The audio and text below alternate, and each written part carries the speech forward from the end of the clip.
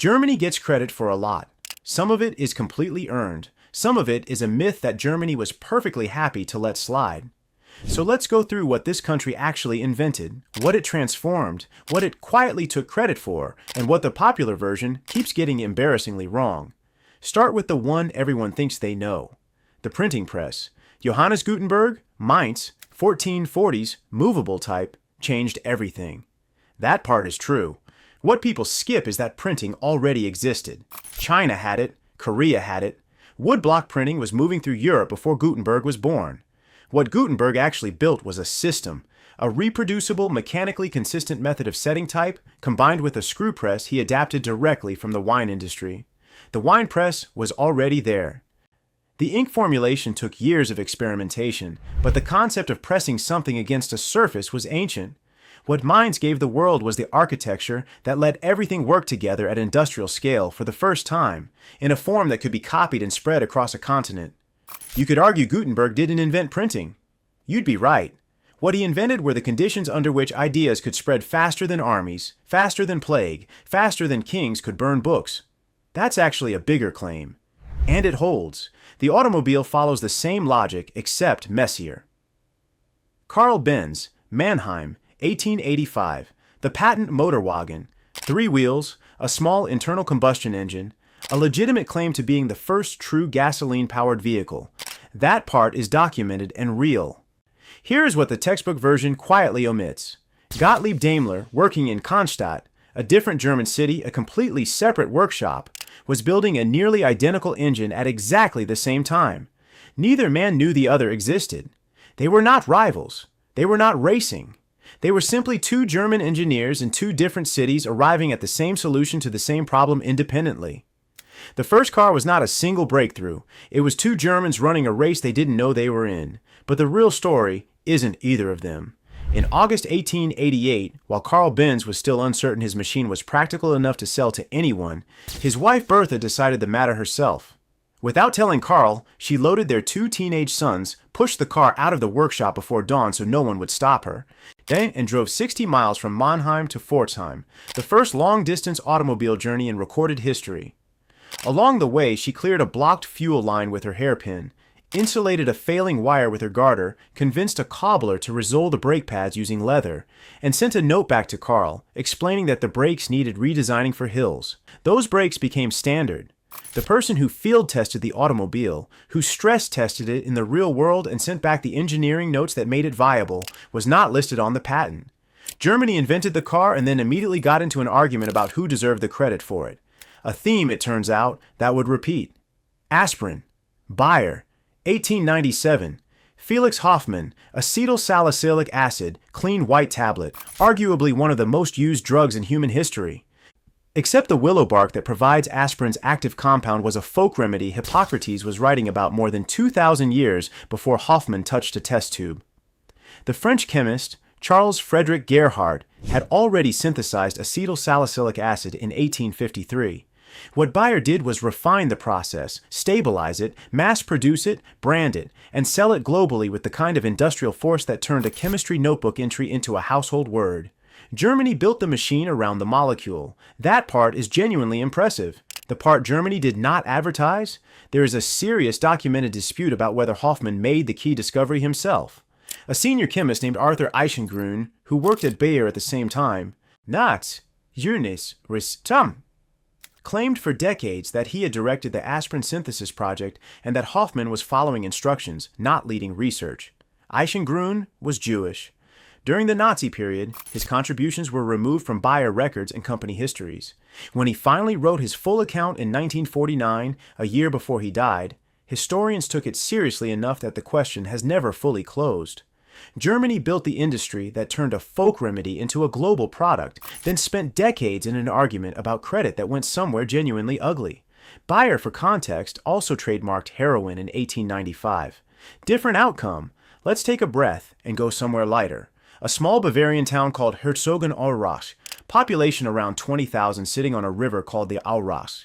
2 brothers, Adi Dassler and Rudi Dassler. Their family had run a shoe factory together before the war. During it, something fractured between them. Accounts differ on exactly what, and both families had reasons to keep the details quiet.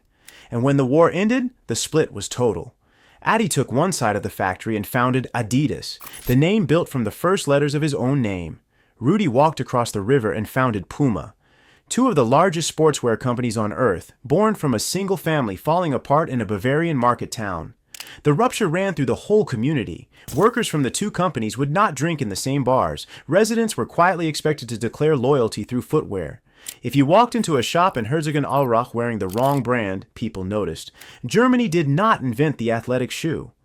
It invented the family feud that shaped an entire global industry and ran it out of a town most people couldn't find on a map.